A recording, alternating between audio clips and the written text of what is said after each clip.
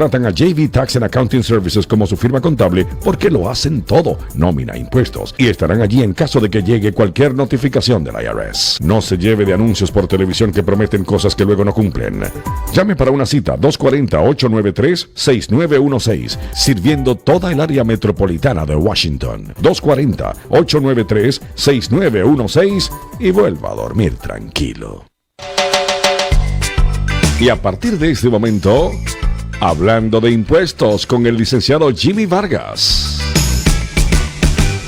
Un programa patrocinado por JV Tax and Accounting Services. Hablando de impuestos con el licenciado Jimmy Vargas.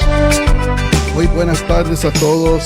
Comenzamos ya este programa. Estoy viendo que la temperatura está altísima, 82 grados. Y digo altísima porque lo que sucede es que aquí en el edificio donde nosotros tenemos nuestras oficinas está medio dañado el aire acondicionado, o sea, están y que reparando, ¿verdad? Siempre el dueño de los edificios tomando como excusa para no invertir dinero, ¿verdad? Es lo que pienso yo, porque este problema es un problema muy común en este edificio donde estoy yo, así que ni modo, por hoy nos tenemos que aguantar este poquito de calor. Tenemos ventiladores acá en la oficina, ¿verdad?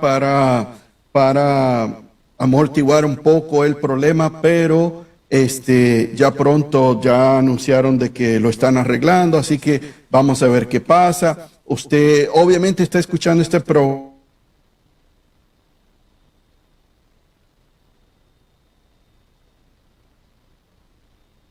Tenemos un programa hoy con mucha información.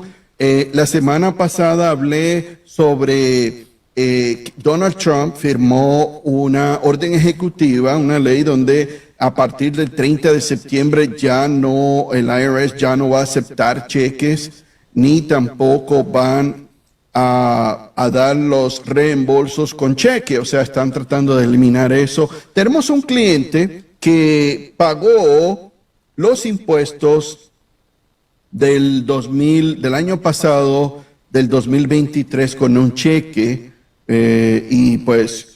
Pero él también hacía pagos estimados con cheque. Entonces él hizo 4 pagos estimados de $1,154 cada uno, 4 pagos. Pero luego él dijo que él había pagado otro cheque de $2,386 y dijo que era pago estimado del 2024 y $48 al estado de Maryland. Pero luego, cuando él recibió una carta del IRS diciendo de que le habían retenido parte de su reembolso. Y el problema es que el cheque que él envió de $2,386 pertenecían a pagos de impuestos del 2023, no del 2024. No era un pago estimado. Así que el IRS hizo el cambio y hizo el ajuste y le devolvió la diferencia, ¿ok? El señor, pues, no entendía qué pasaba. Él puso a su hija a llamar al IRS y la hija estuvo llamando, la mandaban de un lado para otro, de un departamento a otro. Invirtió mucho tiempo hablando hasta que ella se dio por vencida. Le dijo al señor que mejor viniera aquí a nuestras oficinas, y aquí es donde, analizando, nos dimos cuenta que ese cheque que él hizo de $2,386 pertenecían a pagos de impuestos del 2023 y no era pago estimado del 2024. Así que cuando esto sucede, el gobierno hace el ajuste y luego mandan la diferencia. O a veces, si usted tiene una deuda estatal y usted va a recibir un reembolso del federal, muchas veces lo que sucede es que el estado le manda una carta al gobierno federal diciendo que usted tiene una deuda, una colección con el estado, y si te van a devolver del federal, el gobierno federal puede enviarle el reembolso al estado, porque el estado es el que está haciendo una intercepción de ese dinero. El gobierno estatal, o sea, puede que sea Maryland, D.C., Virginia, cualquier estado hace una intervención, o sea, una interception, y toman el dinero que usted iba a recibir, ¿ok? Así que, como tengo tanta información, también quería mencionarles algo así rapidito. Los conductores de Uber y de Lyft, ¿cuánto gana? ¿Cuál es la ganancia por hora que gana un conductor de Uber? Bueno, aproximadamente 23.33 por hora, aunque puede variar según la ciudad y la demanda. La ganancia semanal promedio, estoy hablando promedio para un conductor de Uber, es alrededor de $513 por semana. Repito, en promedio, ganancia anual, conductores a tiempo completo pueden ganar entre 30,000 a 60,000 al año, con potencial de mayores ingresos en áreas de alta demanda. Obviamente esto depende. Por ejemplo, anoche yo me tuve que quedar aquí en la oficina hasta tarde, hasta casi las 12 de la noche trabajando. Mi esposa ya se había ido, ella andaba el vehículo, así que me tocó irme en Lyft. Y de aquí a mi casa estamos hablando unos, qué sé yo, entre 15 a 20 minutos, dependiendo del tráfico, pero anoche yo le pongo unos 18 minutos, ¿verdad? Promedio, 18 minutos. La cosa es que me cobraron como $16 a mí, Lyft me cobró a mí $16 y al conductor le dieron $8. O sea, la mitad de lo que me cobraron a mí, pero no siempre es la mitad, a veces es mucho menos de la mitad. Todo depende de todos estos factores, la hora, la ciudad, me imagino que el tráfico, etcétera, la demanda, ¿verdad? Porque mucha demanda, pues el precio sube. Así que la ganancia por hora aproximadamente para un conductor de Lyft es de 23.23 por hora, o sea, un poquito menos que Uber. Ganancia semanal promedio 318 por semana, ganancia anual, estamos hablando aproximada $38,803. Pero hay comisiones que retienen las empresas. Por ejemplo, Uber generalmente retiene una comisión del 25% por cada viaje, aunque esto puede variar según la ciudad y el tipo de servicio. Con Lyft se promete a que los conductores reciban al menos el 70% del pago del pasajero después de deducciones por seguros y tasas legales. Gastos comunes de los conductores, como contratistas independientes, los conductores son responsables de los siguientes costos: costo del vehículo, obviamente combustible, mantenimiento, reparaciones, depreciación y lavado del vehículo, seguro, o sea, estamos hablando del seguro de auto personal y cobertura adicional exigida para conducir en plataformas de ride share, plan de teléfono celular y datos necesario para usar el app del conductor y el GPS, ¿ok? Y gastos suministros, accesorios como soportes de teléfono, cargadores y comodidades para los pasajeros, pero no se nos puede olvidar, obviamente, los impuestos por cuenta propia, Self-Employment Tax, que incluye Social Security y Medicare, además de impuestos sobre la ganancia, señores, porque los conductores de Uber, Lyft reciben $10.99 y tienen que reportar, claro que sí. Y lo bueno es que estas empresas por lo menos les dan a ellos un reporte a final de año de cuánto fueron las comisiones o los gastos, suministros, etcétera, de lo que acabamos de hablar, que se le descuenta al conductor. Así que los conductores pueden deducir ciertos gastos comerciales en sus declaraciones, como por ejemplo tarifa estándar por milla. En el 2024 el IRS permite deducir 65.5 centavos por milla conducida por motivos de trabajo. O sea, las millas por motivo personal no son deducibles, solamente las millas conducidas por motivos de trabajo. Gastos reales del vehículo, alternativamente se pueden deducir gastos ya como lo mencioné, gasolina, aceite, reparaciones, mantenimiento, frenos, llantas, wipers, seguro y depreciación. Otras deducciones incluyen parte de la factura del celular, lavados del vehículo y suministros usados exclusivamente para el negocio, ¿ok?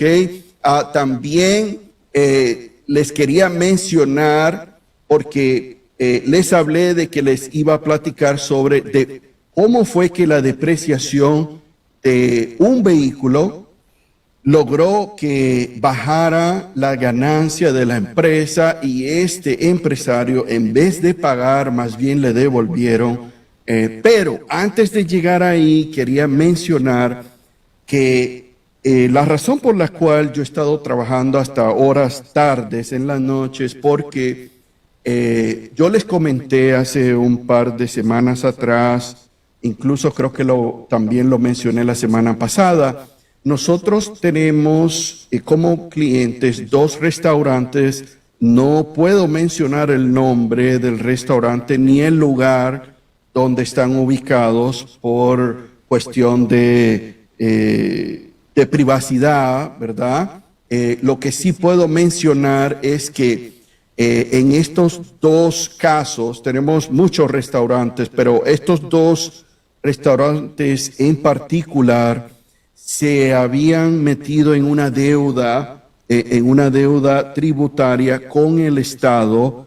Uno de los restaurantes tenía una deuda acumulada con el Estado de las retenciones de la nómina de $26,000, $26,115, y una deuda de el sales tax, que son los impuestos de ventas, de $106,342. O sea, estamos hablando de un total de $132,457.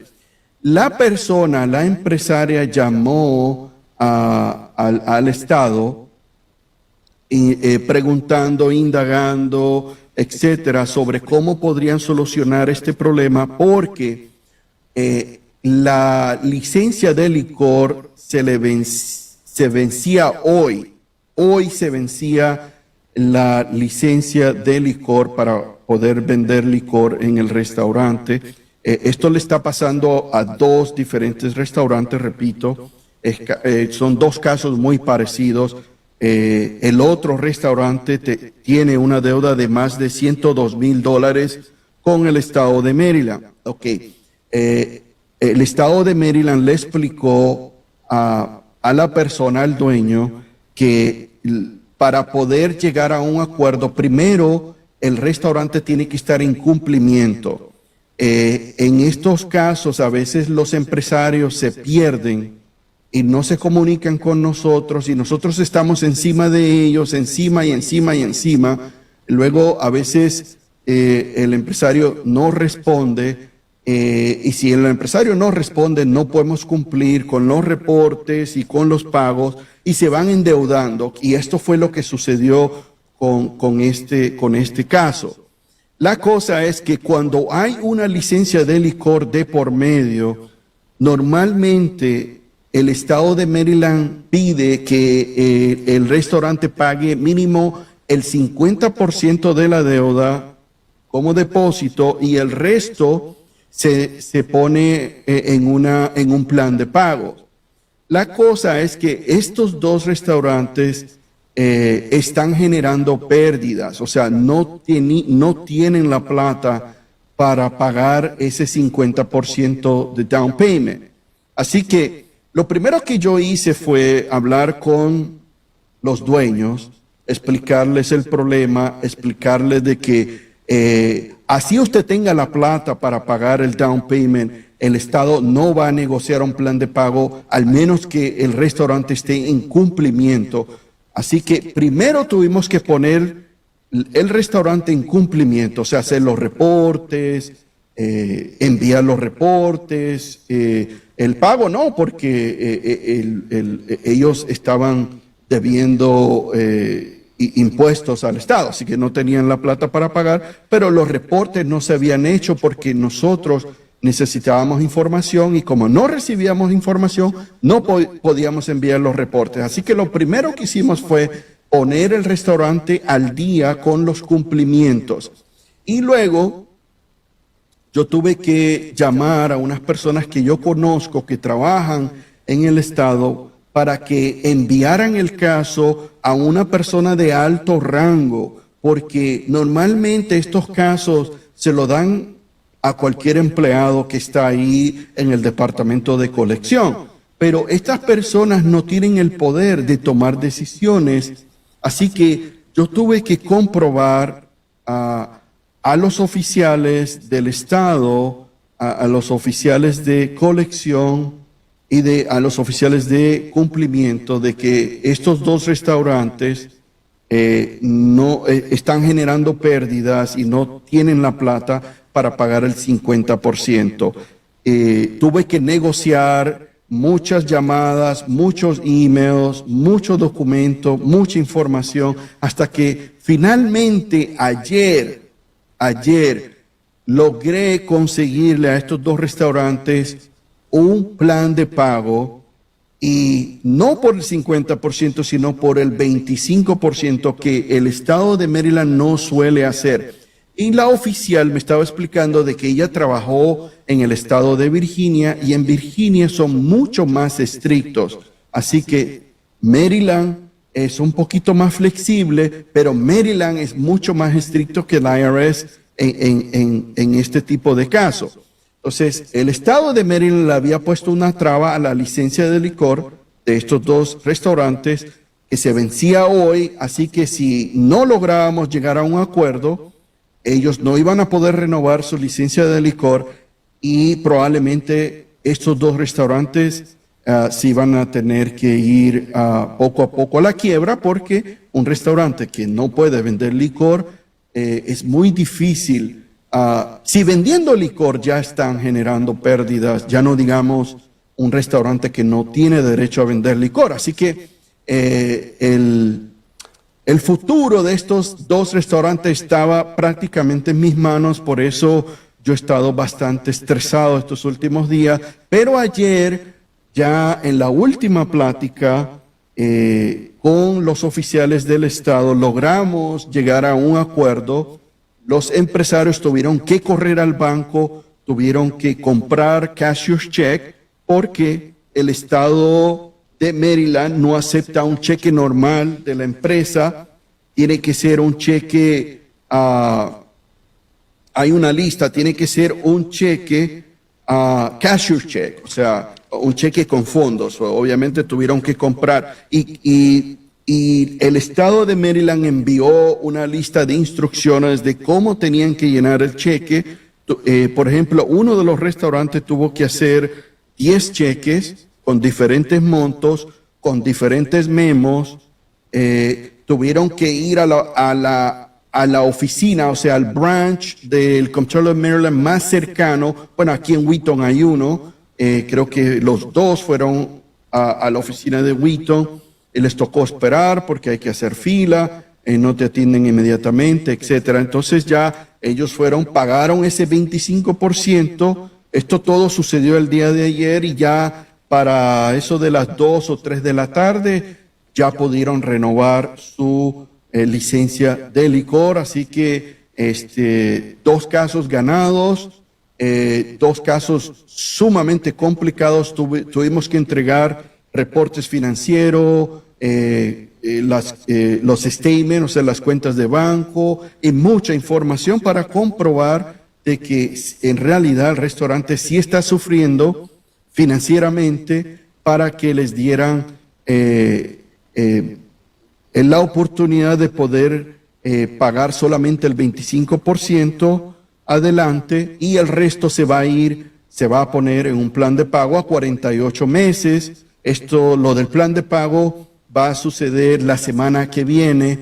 Por lo menos estos dos restaurantes ya van a poder continuar las operaciones normales y continuar vender licor. Así que yo tuve que mandar emails, hacer llamadas, rebuscarme con personas de alto rango para poder negociar estos dos casos que no fueron nada fácil. Así que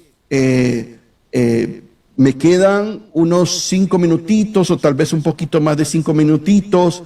Quería pues platicarles la realidad de tener un restaurante, responsabilidades, luchas y lo que se necesita para tener éxito. ¿Qué tan difícil es mantener un restaurante rentable? Porque cualquiera puede abrir un negocio, cualquiera abre un restaurante, cualquiera pone una empresa de construcción o una empresa de limpieza, cualquiera lo puede hacer, pero mantenerla y que sea rentable, eso es otra cosa. Así que les voy a hablar así rapidito, porque sé que el tiempo pasa rápido.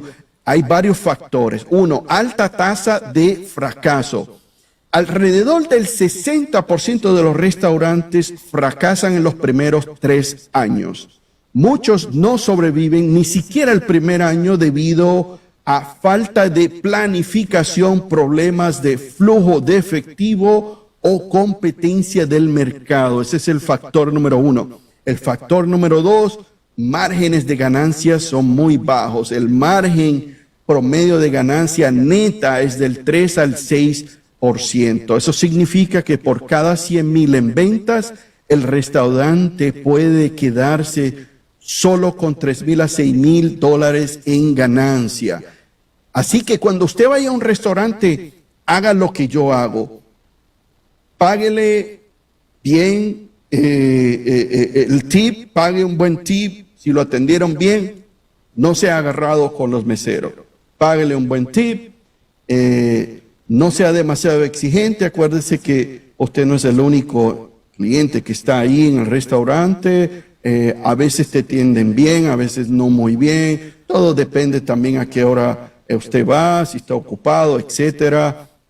Yo voy mucho a Azúcar Restaurant y la verdad es que Azúcar, El Águila, todos esos restaurantes en el área, ¿verdad? Para apoyar a estos restaurantes que están aquí, que te atienden muy bien. Así que les hablé de margen de ganancia, ingresos estacionales. Muchos restaurantes dependen del tráfico de clientes en ciertas temporadas y no generan ganancias constantes durante todo el año. Esto es un problema grave, no solamente para el restaurante, esto le afecta también a las empresas de construcción y también a las empresas de, por ejemplo, de landscaping, ¿verdad? De jardinería. Otro factor, presión de flujo de efectivo. Las operaciones diarias requieren comprar insumos, pagar empleados, servicios, proveedores, todo antes de que el dueño pueda pagarse a sí mismo. La siguiente pregunta es, ¿qué se necesita para mantener un restaurante rentable? Requisito número 1, excelente administración financiera, control diario de ingresos y gastos, conocer los porcentajes de costos de alimentos y manejar la nómina. Muchos restaurantes exitosos contratan servicios contables profesionales, así como los de este servidor y del equipo de JV Tax and Accounting Services para llevar la contabilidad de su negocio.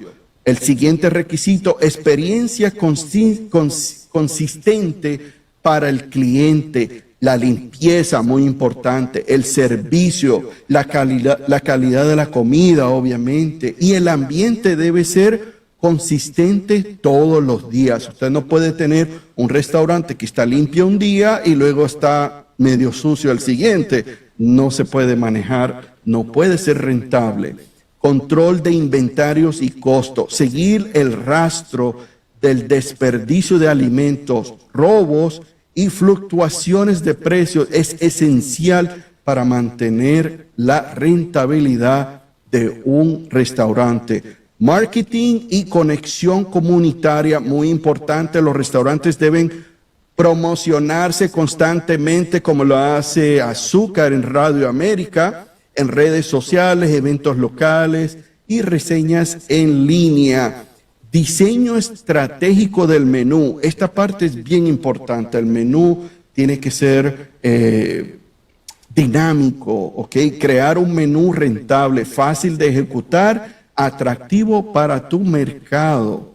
¿ok? Eso es muy importante. Y personal capacitado y confiable, contar con personas estables en la cocina y atención al cliente es muy clave. La rotación es alta, por eso retener buenos empleados es muy importante, pero a la misma vez es difícil. Responsabilidades del dueño de un restaurante: número 1, supervisión de operaciones diarias, procedimientos de apertura y cierre, garantizar seguridad alimentaria y limpieza, control de calidad en los alimentos y servicios. El siguiente rubro en esto de las responsabilidades es recursos humanos, contratación, capacitación, horarios y despidos. Todo esto suele pasar, ¿verdad?, en un restaurante. Manejo de nómina y ambiente laboral, muy importante para los empleados de un restaurante. Cumplimiento regulatorio es el siguiente sección de responsabilidad. Cumplimiento regulatorio, claro que sí, porque están las inspecciones de salud, ¿verdad? Licencias de licor, que acabamos de hablar del caso de 2 restaurantes que estuvieron horas de perder su licencia de licor. Mi persona, pues logró salvar a estos 2 restaurantes de no perder su licencia de licor.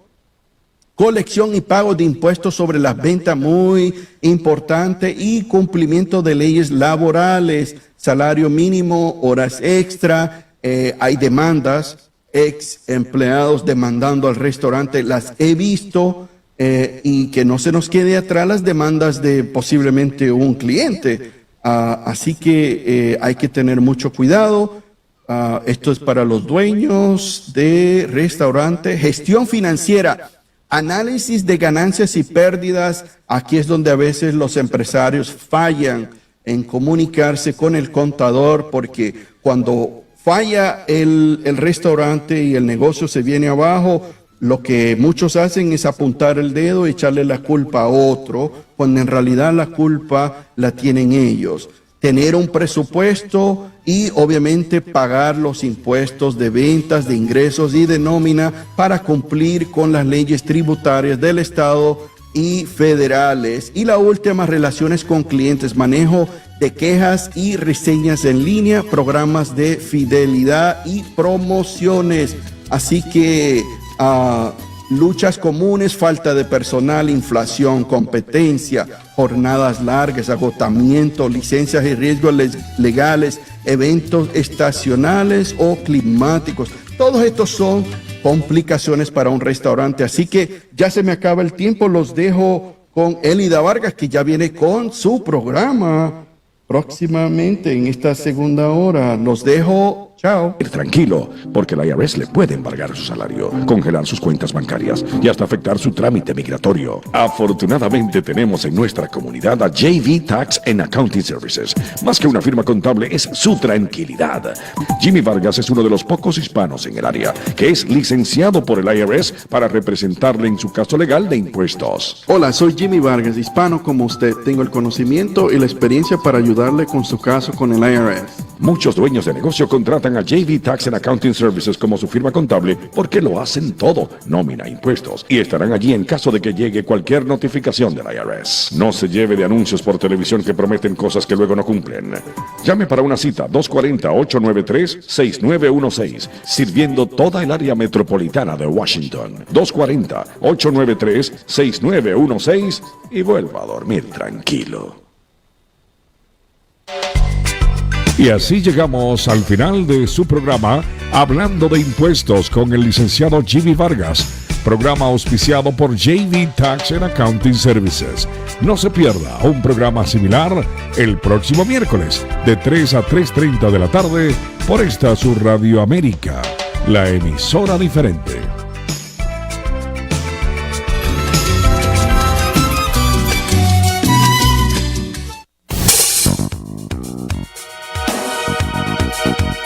A partir de este momento, el único programa de educación para nuestra comunidad. Educación en Marcha. producido por Educación 2000, de la licenciada Elida Vargas y el licenciado Danilo Vargas. ¿Qué tal, amigos? Muy buenas tardes, un gusto saludarles. Patricia Valverde les saluda y bueno, ya nos encontramos con la licenciada Elida Vargas. ¿Qué tal, Elida? ¿Cómo estás? Un gusto saludarte. Gracias, Patricia. Para todos los amigos oyentes, muy buenas tardes. Un saludo muy especial desde la cabina de esta su emisora, Radio América. Es un placer para mí estar de nuevo con ustedes. Así es que vamos a tener un interesante programa hoy, Patricia. Así es, Elida. Le recuerdo, si usted quiere participar con la licenciada, puede llamar. Las líneas telefónicas estarán disponibles, 301-610-0900 o el 240-490-6262. Estará disponible para usted si desea mandar una pregunta. Recuerde, el número telefónico de Educación 2000 es el 240-888-3995, 240-888-3995. Elida, ¿qué nos traes el día de hoy? Muy bien, me gustó mucho que recordaste el teléfono de aquí de la cabina de Radio América, porque hoy vamos a dedicar un pequeño espacio de este programa para reconocer y felicitar a dos familias que son oyentes de este espacio y que se han comunicado conmigo para compartir, ¿verdad? De una manera exitosa, pues el éxito académico de sus hijos. Entonces, es muy bueno que las personas que están en sintonía también, que tienen hijos que les está yendo bien en la escuela, que están en el proceso de solicitar a las universidades o que sí ya han demostrado que tienen realmente un rendimiento académico excelente, me gustaría también que se unieran a estas felicitaciones que vamos a enviar en esta tarde a estas familias que ya orgullosamente pues han manifestado el rendimiento excelente de sus hijos en la escuela y también interesados en el proceso de preparación y de admisión a las universidades. Así es que más adelante voy a estar dando más detalles sobre estas familias, invitándoles a las personas que están en sintonía que por favor, si tienen algo que compartir positivo, bueno, pues este es el espacio para hacerlo y aquí estamos Patricia y yo para recibir sus llamadas y también compartir con la comunidad el éxito académico de sus hijos, que es muy importante, Patricia, porque muchas veces pues estamos hablando más de los estudiantes que le va mal, de los que tienen más problemas, pero bueno, hoy queremos dedicarnos a esos estudiantes que han hecho un esfuerzo, por supuesto con el apoyo de los padres, para lograr éxito académico. Así que anímense a llamar, a mandar sus mensajes también vía WhatsApp si quieren, y también nosotros vamos a felicitarles a ustedes, los que estén en sintonía y quieran compartir con la comunidad pues el éxito académico de sus hijos. Por otro lado, quiero también concentrar el programa de hoy en el proceso de preparación a solicitud y admisión de los estudiantes a la universidad. O sea, fíjense que estamos hablando de un proceso que tiene varias partes. Entonces quisiera yo ir parte por parte dando un poco más de detalles y por supuesto dándole la oportunidad a los oyentes que quieran hacer alguna pregunta, pues que por favor se animen y la hagan, que humildemente respondemos lo que podemos y lo que no sabemos lo investigamos. También en el programa quisiera referirme al inicio del curso que vamos a ofrecer en Educación 2000, el curso de preparación para la universidad, que vamos a comenzar en la primavera. Eso quiere decir que vamos en la primera semana de abril, ya estaremos comenzando un nuevo curso de preparación y este es el momento de los padres de familia para llamar, para tener más información sobre estos cursos y, por supuesto, inscribir a sus hijos para que participen. Voy a dar un poco más de detalles sobre eso. Y por último, quiero referirme a la época que estamos viviendo en este momento, pues la comunidad religiosa, pues estamos nosotros en la época de Cuaresma, y uno de los componentes que se refuerzan en esta época es la caridad por los más necesitados, y quiero hablar un poquito sobre un programa especial que está circulando, ¿verdad?, para darle la oportunidad a los niños que se integren a una labor de ayuda humanitaria para personas que tienen necesidad, no necesariamente aquí en los Estados Unidos, sino también en otras partes del mundo. Así que vamos a estar muy atentos a los diferentes componentes de este espacio. ¿Y qué les parece si vamos empezando por este proceso de preparación? Fíjense, en el proceso de preparación para la universidad estamos hablando de un componente emocional, psicológico, mental, como le quieran llamar, de actitud, de motivación de los estudiantes, de metas de los estudiantes, metas de los padres también. O sea que estamos hablando de un componente que comienza desde muy temprano en la vida de los estudiantes. Es cuando los padres comienzan en sus hogares a promover esa meta, promover ese objetivo, promover las actividades que están relacionadas con la preparación para la universidad de sus hijos. Y ahí ustedes escuchan generalmente los padres de familia preocupados muchas veces por qué quieren estudiar sus hijos, indicándoles que hay oportunidades en este país para que puedan ejercer o continuar sus estudios una vez se gradúan de la secundaria. Padres que están muy interesados, por ejemplo, en promover que sus hijos hagan actividades extracurriculares, dedicándose al deporte, a desarrollar sus habilidades de liderazgo, haciendo trabajo voluntario, colaborando en la comunidad, ayudando, y eso es sumamente importante. Toda esa parte que siempre nosotros estamos promoviendo en este programa comienza, como les dije al principio, desde temprana edad. Es como un trabajo continuo que hay que comenzar con los niños y mantenerlo durante todo el tiempo, hablando y trabajando sobre esos componentes que están relacionados con la preparación para la universidad de sus hijos. Me recuerdo yo cuando el hijo de nuestro, José Danilo, que es el médico de la familia, estaba pequeño, que él comenzaba a tener inclinación por ser un cirujano. Y los muñecos que se le compraban siempre le estaba tratando de hacer como una cirugía. Y eso rompía los muñecos, pero bueno, era su proceso de manifestar esa inclinación que él tenía. También nosotros le comprábamos juegos del doctor.